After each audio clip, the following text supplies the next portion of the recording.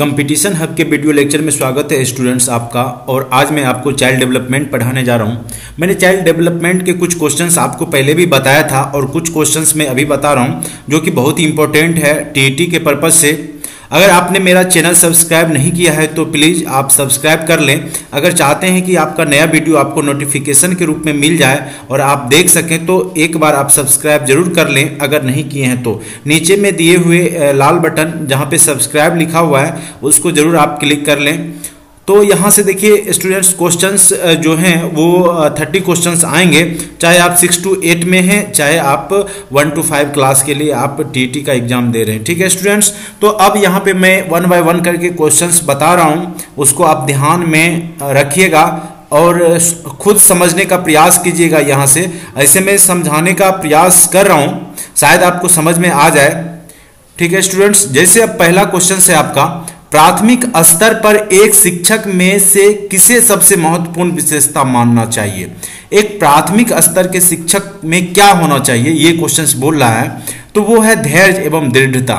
जब तक आपके पास, अगर आप शिक्षक हैं और आपके पास धैर्य नहीं है तब तक आप एक कुशल शिक्षक नहीं कहलाएंगे। क्योंकि आप जब क्लास में प्राथमिक बच्चों को पढ़ा रहे होते हैं तो उस टाइम पे बच्चे बहुत ही कम अवस्था में होते हैं, बाल्यावस्था में होते हैं, तो बहुत प्रकार की घटनाएं करते रहते हैं। तो वहाँ पे आपको धैर्य रखना पड़ेगा और बच्चे एक बार में नहीं सीखे तो उसको बार बार आपको समझाना होगा, अच्छे से समझाना होगा, सिखाना होगा। तो वहाँ पे आपका धैर्य का परिचय, वहीं पे आपका पता चलेगा कि आप कितना धैर्य से, धैर्यपूर्वक होके और दृढ़ता से किसी बच्चे को पढ़ा रहे हैं। तो एक प्राथमिक स्तर के शिक्षक में धैर्य एवं दृढ़ता का होना बहुत जरूरी है। तो ये था क्वेश्चन स्टूडेंट्स। दूसरा क्वेश्चन है आपका, विकास कभी खत्म ना होने वाली प्रक्रिया है, यह विचार किससे संबंधित है। तो यह है निरंतरता का सिद्धांत, निरंतरता के सिद्धांत से संबंधित है। क्योंकि विकास जो है कभी खत्म ना होने वाली यह प्रक्रिया है। आदमी जन्म से मृत्यु तक विकास करता है। मैंने आपको बताया था, एक विकास होता है, एक दूसरा होता है संवर्धन। संवर्धन जो शारीरिक विकास होता है उसको संवर्धन बोलते हैं, और विकास होता है कुछ चीज सीखना, नई चीजों का सीखना।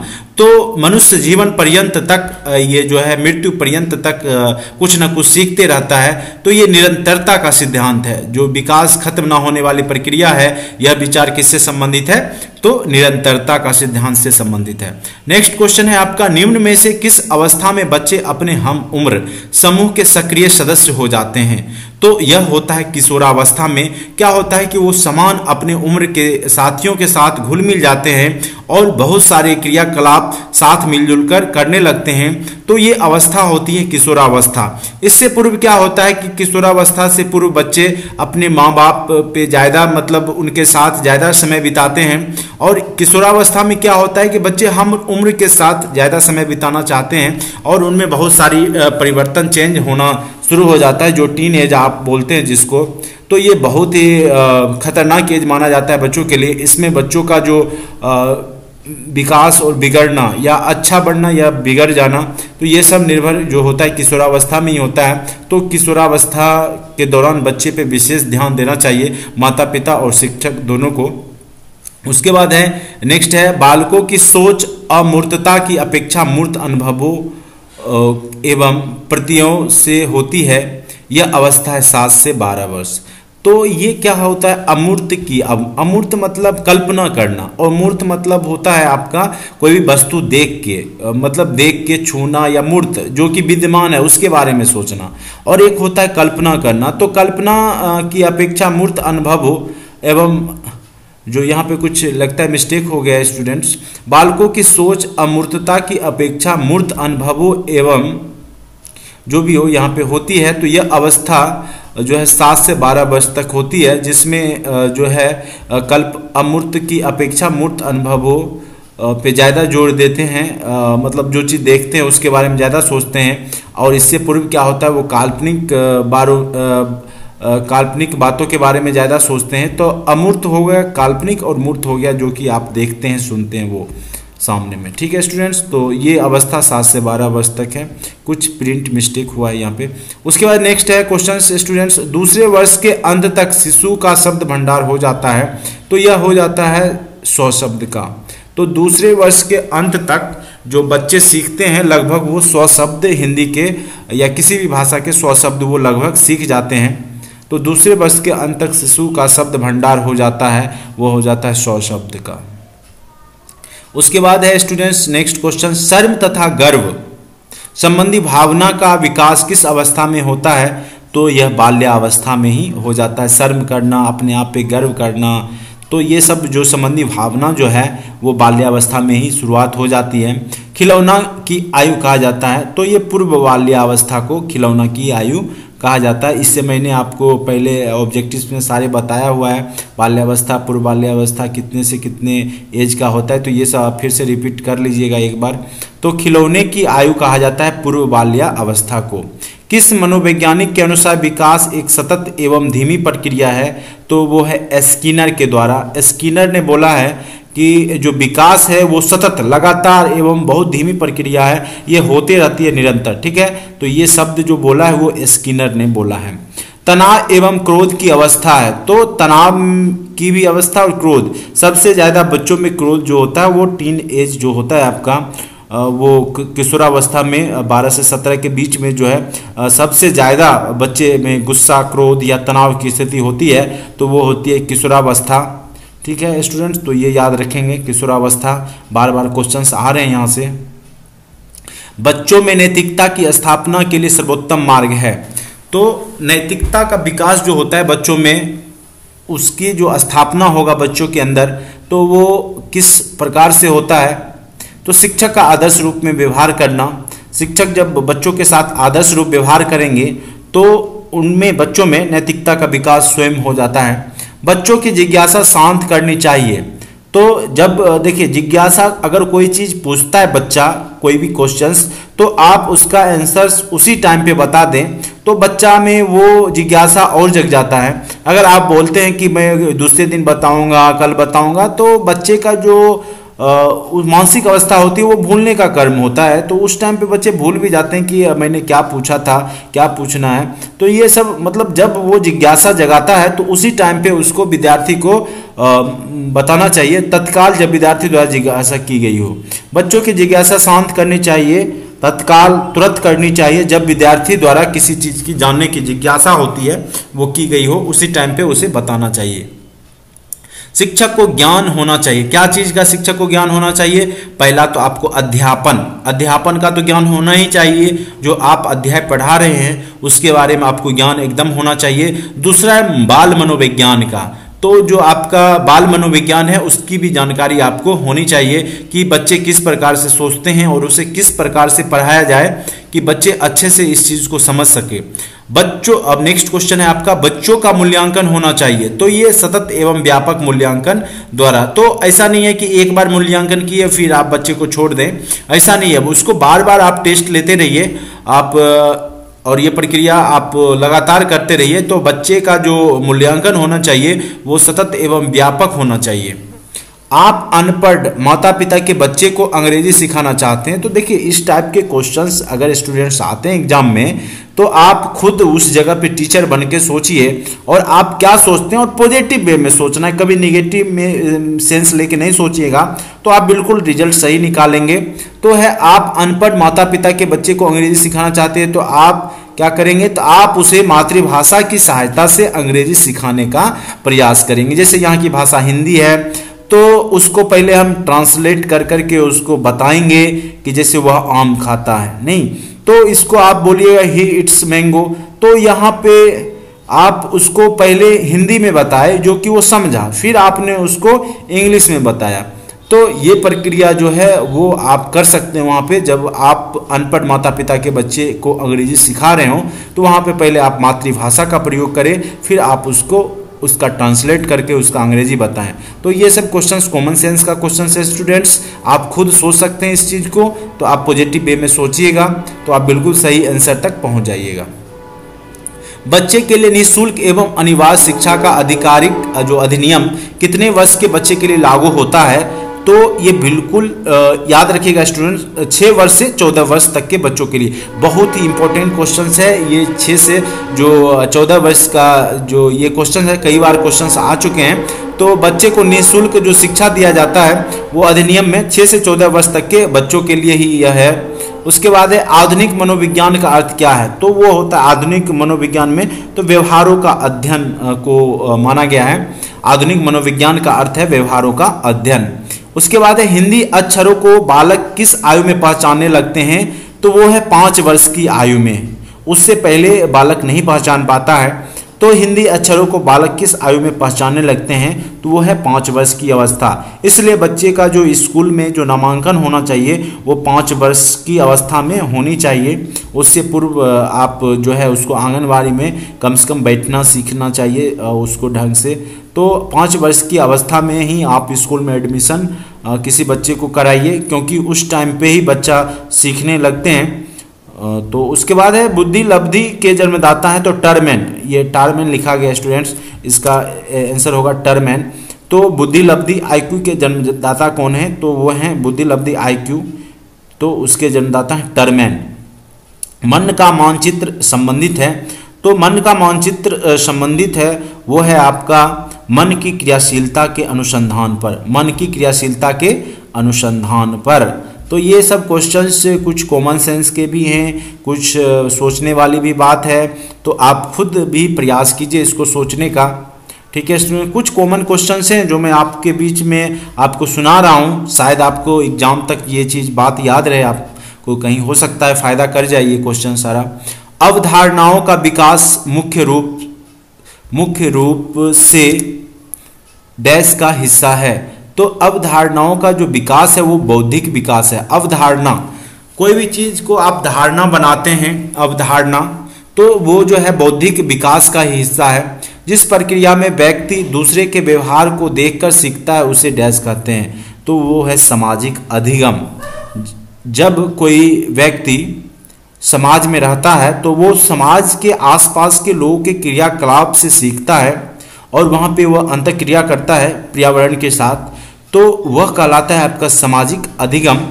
तो जिस प्रक्रिया में व्यक्ति दूसरे के व्यवहार को देखकर सीखता है उसे हम सामाजिक अधिगम कहते हैं।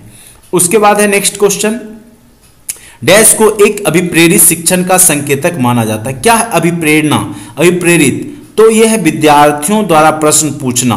ठीक है स्टूडेंट्स, अगर कोई विद्यार्थी आपसे प्रश्न पूछ रहे हैं तो इसका मतलब आप समझ जाइए कि वो अभिप्रेरित शिक्षण है, मतलब वो आपसे सीख रहा है और कुछ जानने की इच्छा रख रहा है, और मतलब आप जो पढ़ा रहे हैं वो उसको समझ में आ रहा है, इसलिए वो कुछ क्वेश्चंस पूछ रहा है। तो यह एक अभिप्रेरित शिक्षण का संकेतक माना जाता है, जो है वो विद्यार्थियों के द्वारा क्वेश्चंस पूछना। नेक्स्ट क्वेश्चन है स्टूडेंट्स, दबाव को कम करने एवं परीक्षाओं में सफलता के लिए आवश्यक है, तो बच्चों के ऊपर दबाव नहीं होना चाहिए परीक्षा का।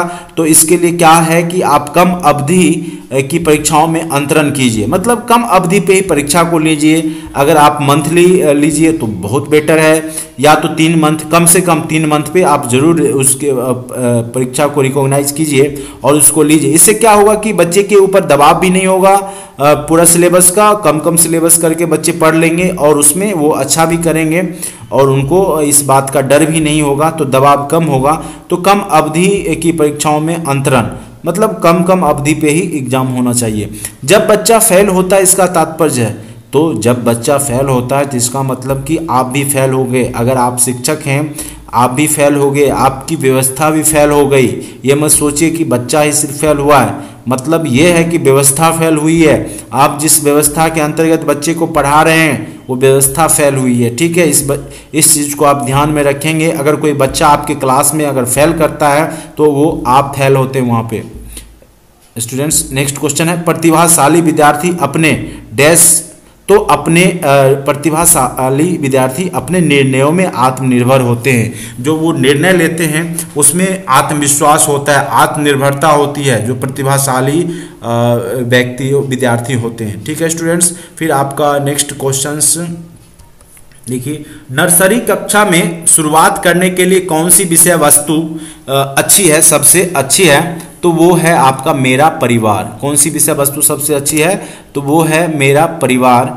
तो सबसे पहले क्योंकि बच्चा जो परिवार में ही रहना शुरुआत करता है, परिवार से सब कुछ सीखता है, तो मेरा परिवार जो भी रिलेशन है उसके बारे में बताना, माता पिता भाई बहन ये सब जो है, दादा दादी, तो ये सब जो है मेरा परिवार जो सबसे अच्छा टॉपिक है नर्सरी कक्षा में पढ़ाने के लिए।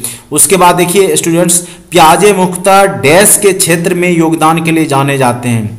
तो संज्ञानात्मक जो डेवलपमेंट है मनुष्य या बच्चों का, संज्ञानात्मक होता है स्वयं का ज्ञान हो जाना, मतलब स्वयं में अपनी बौद्धिक क्रियाओं के आधार पर बच्चा कुछ सीख लेता है। जैसे मान लीजिए कि बहुत सारे साइज का उसके पास में हम प्याला रख देते हैं छोटा बड़ा करके, तो अगर बच्चा खुद ब खुद उस प्याले को, सारे प्याले को अरेंज कर देता है, तो वो खुद स्वयं करता है अपनी बुद्धि के आधार पे। उसने ये घटना कभी देखी नहीं है, किसी का कॉपी नहीं किया है, बल्कि वो खुद स्वयं किया है। अगर कोई खिलौना अगर कहीं पे रखा हुआ है तो वह बच्चा खुद उससे खेलने का प्रयास करने लगता है, और वह खुद खेलते खेलते वो मतलब उस जगह पे पहुंच जाता है जहां जैसे खेला जाता है, तो वो जो है उसकी संज्ञानात्मक विकास है। तो पियाजे जो बहुत बड़े वैज्ञानिक थे इस बाल विकास के, तो इसके बारे में मैं थोड़ा सा और भी अच्छे से आपको अध्ययन करवा देता हूं, जो कि क्योंकि ये पियाजे जो है बहुत इंपॉर्टेंट टॉपिक है बाल विकास में। तो देखिए पियाजे का जो सिद्धांत है उसके बारे में थोड़ा सा सुन लें। पियाजे के सिद्धांत का आधुनिक बाल विकास विषय पर अधिक प्रभाव पड़ा है। उसने मनोवैज्ञानिकों का ध्यान विकास की अवस्थाओं तथा संज्ञान की महत्व की ओर आकर्षित किया है। जो विकास की अवस्था है तथा संज्ञान स्वयं का ज्ञान जो होता है उसकी महत्व पे भी आकर्षित किया है। जैसे आपका पहला है, इसके प्रमुख विचार है निर्माण एवं खोज। तो बच्चा जो होता है वो स्वयं निर्माण करता है और वह खोज करना स्टार्ट कर देता है। तो ये स्टूडेंट्स बहुत इंपॉर्टेंट चीज है, निर्माण एवं खोज करना। पियाजे का कहना है कि जो ज्ञानात्मक विकास केवल कॉपीराइट या कॉपिंग से ही नहीं होती है, बल्कि आपको मैंने बताया है कि वह कुछ उद्दीपक अनुक्रिया सामान्यीकरण के आधार पर भी हो जाता है। जैसे मान लीजिए 4 साल का बालक है, यदि भिन्न भिन्न आकार के प्यालों को प्रथम बार क्रमानुसार लगा देता है तो यह उसके बौद्धिक वृद्धि की खोज और निर्माण से संबंधित है। तो इसका मतलब क्या है कि निर्माण एवं खोज भी बच्चे के डेवलपमेंट में बहुत बड़ा योगदान देता है। तो दूसरा है अब आपका है कार्य क्रिया का अर्जन। तो जैसे जब तक बालक किशोरावस्था तक नहीं पहुंच जाता है तब तक वह भिन्न भिन्न विकास अवस्थाओं में भिन्न भिन्न वर्गों के ऑपरेशंस का अर्जन करता है। एक विकास अवस्था से दूसरी विकास अवस्था में पदार्पण के लिए उन्हें निम्न 2 सिद्धांत में उन्होंने बांटा है।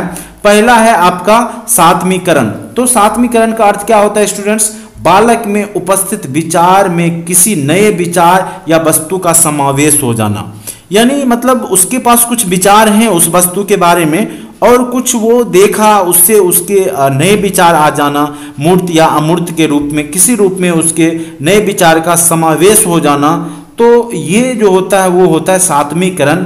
ठीक है स्टूडेंट्स, प्रत्येक बालक में प्रत्येक आयु स्तर पर कुछ ना कुछ क्रियाओं या ऑपरेशन के सेट विद्यमान होते हैं। इन पुराने ऑपरेशंस में नए विचार या क्रियाओं का समावेश हो जाता है।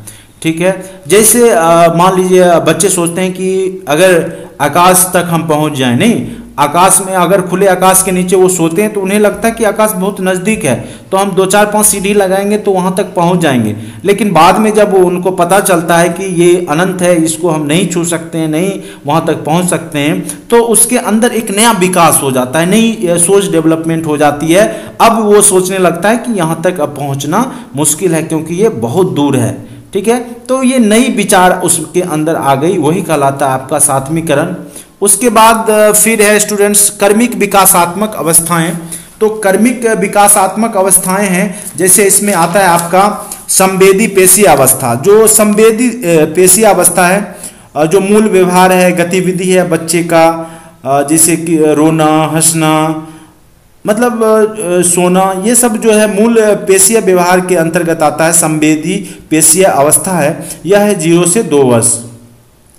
इसमें क्या होता है, बच्चे अपनी गतियों को पुनरावृत्ति करते रहते हैं, मूल व्यवहार का आरंभ होता है और जो भी वो करते हैं वो बेसिक्स जो उनमें गुण होता है प्रॉपर्टी, उसके आधार पर, मूल व्यवहार के आधार पे ही वो कोई काम करते हैं। जैसे अगर मान लीजिए अगर उसके सामने में कोई खिलौना रख दिया जाता है तो वो उसके प्रति आकर्षित होते हैं और उस अगर चादर पे है तो वो चादर खींचना चाहते हैं। तो ये संवेदी पेशीय अवस्था है, वो संवेदी मतलब संवेदना से उस पेशीय अपने हाथ पैर को चला के कोशिश करते हैं कि वो चीज़ जो है वो खिलौना उसके नज़दीक आ जाए।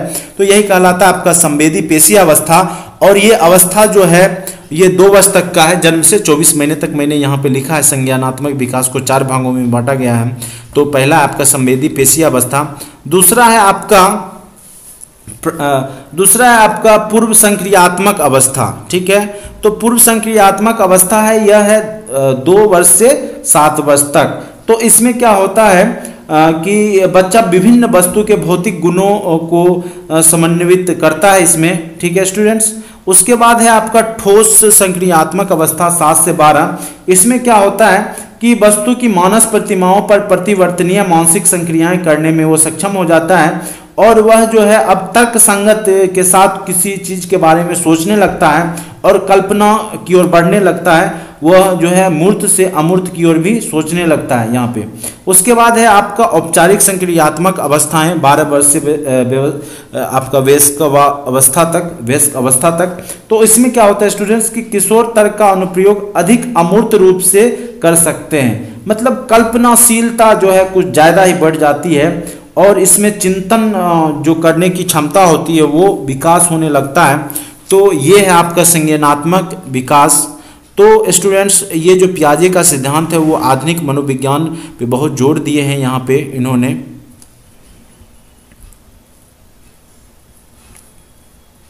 सॉरी स्टूडेंट्स, कुछ डिस्टरबेंस हो गया, हाँ सॉरी। हाँ, तो यहाँ पे इन्होंने जो है अधिक प्रभाव पड़ा है, उसने मनोवैज्ञानिक का ध्यान विकास की अवस्थाओं तथा संज्ञान की महत्व की ओर आकर्षित किया है। संज्ञान स्वयं ज्ञान होना, कुछ मतलब एक्टिविटी से ही खुद ब खुद ज्ञान अर्जित कर लेना संज्ञान कहलाता है। इस चीज़ को याद रखेंगे आप। निर्माण और खोज करना मैंने बताया ही, कार्य क्रिया का अर्जन करना, जो नए नए क्रियाकलापों के बारे में सोचना, फिर अपना जो उनका विचार है उसमें वो उसको समन्वित करना, नए विचारों को भी जोड़ना। कर्मिक विकासात्मक अवस्थाएं मतलब लगातार विकास की अवस्था, कर्मिक संज्ञानात्मक विकास की अवस्थाएं मैंने आपको बताया ही। पेशीय अवस्था है, उसके बाद है आपका कि पूर्व संक्रियात्मक अवस्था, यहाँ पे थोड़ा सा मिस्टेक है तो इसको मैं सुधार देता हूँ। पूर्व संक्रियात्मक अवस्था है यहाँ पे, तो पूर्व संक्रियात्मक अवस्था, तो इसको आप याद रखेंगे स्टूडेंट्स। पूर्व संक्रियात्मक अवस्था 2 से 7 वर्ष तक माना जाता है। फिर ठोस संक्रियात्मक अवस्था है, उसके माइंड में बिल्कुल ठोस रूप में वो अवस्थित हो जाता है, बिल्कुल उसके बारे में वो फिक्स सोच लेता है कि ये बिल्कुल सही है। उसके बाद औपचारिक संक्रियात्मक अवस्था है, तो इसमें जो है बच्चा में चिंतनशीलता आ जाती है, चिंतन करने की कैपेसिटी आ जाती है, वह मूर्त से अमूर्त की ओर ज़्यादा सोच सकता है। तो ये था पियाजे का सिद्धांत स्टूडेंट्स। अब आ जाइए कुछ ऑब्जेक्टिव्स पे जो कि मैंने आपको बताया था और बता रहा हूँ। तो यहाँ तक हो गया था स्टूडेंट्स। तो ये है आपका संज्ञानात्मक। उसके बाद है स्टूडेंट्स शैशवावस्था में बच्चों का क्रियाकलाप होता है, तो वो होता है मूल जो है प्रवृत्तियात्मक। जो मूल प्रवृत्ति होती है उसे जैसे हंसना, रोना, ये सब मूल प्रवृत्ति में आता है। सोना, तो जो भी अभिक्रिया करता है तो वो मूल प्रवृत्तियात्मक होता है। तो ये याद रखेंगे, जो क्रियाकलाप होता है बच्चों का वो मूल प्रवृत्तियात्मक होता है। प्रवृत्ति से उसका जो मूल प्रवृत्ति है बच्चे का उसके अनुसार ही होता है। भाटिया बैटरी का प्रयोग निम्न में से किसके परीक्षण में हेतु किया जाता है? तो वो होता है स्टूडेंट्स बुद्धि के परीक्षण में भाटिया बैटरी का प्रयोग किया जाता है। उसके बाद हार्वर्ड गार्डनर का बुद्धि का सिद्धांत डैश पर बल देता है, तो प्रत्येक व्यक्ति की विलक्षण योग्यताओं पर बल देता है। यानी जो व्यक्ति मतलब हर एक व्यक्ति की जो कैपेसिटी होती है, विलक्षण योग्यता, वो अलग अलग होता है। और ये बात हार्वर्ड गार्डनर की जो बुद्धि का सिद्धांत है उसमें बल दिया गया है कि प्रत्येक व्यक्ति की विलक्षण योग्यताओं पर वो आधारित होती है। प्रत्येक व्यक्ति की अपनी अपनी विलक्षण क्षमता होती है, क्षमताएं होती है, योग्यताएं होती है। मानव विकास किन 2 योगदानों का परिणाम है? तो मानव विकास जो है वो वंशक्रम एवं वातावरण का जो मानव विकास पे सबसे ज़्यादा प्रभाव पड़ता है स्टूडेंट, तो वो होता है वंश। मैंने पिछले लेक्चर में भी बताया था, जिस प्रकार से उसका वंश होगा, जिस परिवेश में वो जन्म लेगा, जिस प्रकार से उसके माँ बाप के होंगे, कुछ गुण वंशानुगत भी आ जाते हैं, कुछ वातावरण में जिस वातावरण में बच्चे रहते हैं, जिस प्रकार के वातावरण में, तो उनका विकास उसी स्वरूप में होता है। तो बिल्कुल अगर एक बच्चे को अगर जंगली वातावरण में छोड़ दिया जाए तो बच्चा बिल्कुल जंगली जानवरों के तरह ही व्यवहार करेगा। इसका मतलब है कि वातावरण का असर उस पर बहुत ज़्यादा पड़ता है। तो मानव विकास किन दो योगदानों का परिणाम है, तो वो है वंशक्रम एवं वातावरण का। इसको याद रखेंगे स्टूडेंट्स। अब आ जाइए स्टूडेंट्स आपका कुछ नेक्स्ट क्वेश्चंस। पुरुष स्त्रियों की अपेक्षा ज़्यादा बुद्धिमान होते हैं, यह कथन किस आधार पे आप बोल सकते हैं? तो यह है लैंगिक पूर्वाग्रह को प्रदर्शित करता है। तो ये जो कथन है वो लैंगिक पूर्वाग्रह को प्रदर्शित करता है, ये याद रखेंगे। आनुवांशिकता को डैश सामाजिक संरचना माना जाता है, तो स्थिर, ठीक है, आनुवांशिकता को स्थिर संरचना माना जाता है,